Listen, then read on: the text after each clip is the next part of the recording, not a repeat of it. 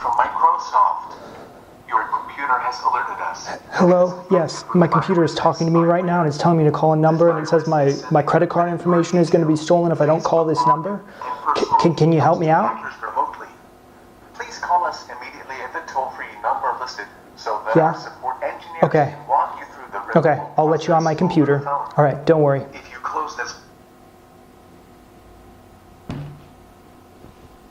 Would you let somebody on your computer if this was going on right now?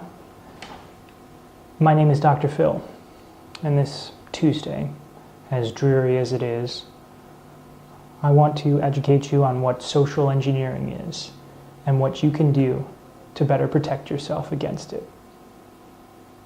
This is going to be a wonderful Tuesday. The network cable.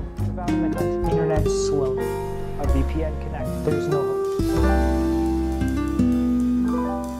My name is Dr. Phil, and this is your Tech Tip Tuesday.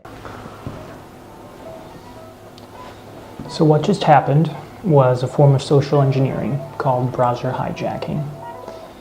This is when somebody poses as an authority figure, such as Microsoft, to try to get you to give them access to your computer so they can steal your financial banking information and credit card information, etc.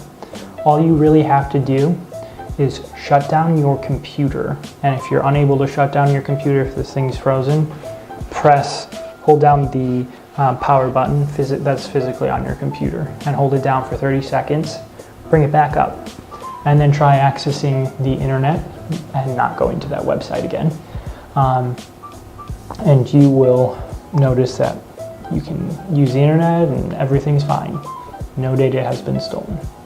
If you do call the number and allow them access onto your computer, please take your computer to your local computer doctor or call us at 574-306-4017 and we can assist in making sure we will save your data. If your hard drive is readable, obviously, we will format your hard drive and reinstall Microsoft Windows onto your computer to make sure that nothing else has gotten onto your computer, and that will make sure you can start fresh again. Yeah, Microsoft's never going to call you directly, and even if you have dealt with them in the past, it's still pretty hard to get them to give you a call back afterwards or give you communication.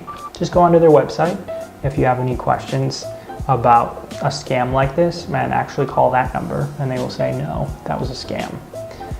So now you're more educated about browser hijacking. My name is Dr. Phil, and on this dreary and cold Tuesday, you have just witnessed the end of part 1 of social engineering.